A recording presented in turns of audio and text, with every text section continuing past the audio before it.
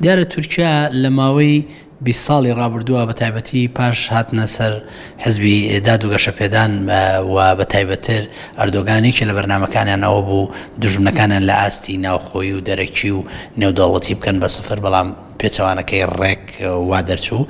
ئەوەی کە ئێستا لە ڕۆژاوای کوردستان و گوزەرێ دەرەنجامی شکستە ئابووری و سیاسەکانی ناوخۆی تورکیایە. تورکیا گرفتی لەگەڵ تەواوی ئەوروپا هەیە، لەگەڵ لیبیا، لەگەڵ مسر، لەگەڵ رووسیا و تەنانەت لەگەڵ ئێران بە شێوەیە لە شێوەکان، لەگەڵ وڵاتە عەرەبیەکان، لەگەڵ ئیمارات. تەنها دەرفەت بۆ ئەوەی جارێکی تر ئەردۆگان بمێنێتەوە یاخود شەرعیەت بمانەوەی خۆی بدا لە بەرامبەر ڕایگەشتی تورکیا، ئەوەیە بتوانێت بە جۆرە لە جۆرەکانیان هێرش بۆ سەر ڕۆژاوای کوردستانیان بۆ سەر قەندیل.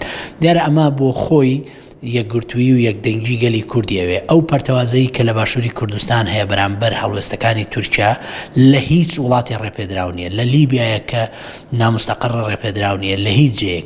بۆیە دەبێت گەلی کورد ئەوەی کە لە ڕۆژاوی کوردستان ڕۆدا ئەو لەشکرکێشیە بە تەنسیق لەگەڵ حکووماتی عێراقی بێ سووری و تەنانەت نەیارەکانی تورکیا هەوڵی ئەوە بدەن کەمکردنەوەی ئەو فشارە، چونکە تورکیا لەم بەدرێژایی مێژووی وابووە چۆتە هەر وڵاتێک بەهی خۆی زانیوە، قوبڕوس بە نمونە. بۆیە ئێمە پێمان وایە ئەم لەشکرکێشیە بە تەنها بۆ سەر ڕۆژاوی کوردستان نییە، بەڵکو بۆ باشوورە، واتە پێگەیەکی بەهێزتری ئەبێت لە باشوور و ئەتوانێت فشارە سیاسەکانی بۆ سەر سووریا و بۆ سەر عێراقش بەمە زیاتر بکە.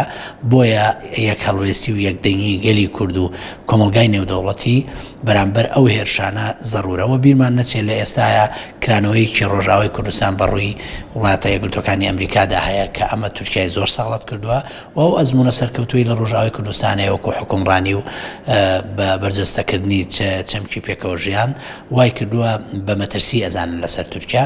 بۆیە پێکەوە هەمومان دەبێت هەڵوێستمان هەبێت لە بەرامبەر ئەو لەشکرکێشەیە یاخود هەر جۆرە لە جۆرەکانی دەست درێژی بەسەر ڕۆژاوای کوردستان.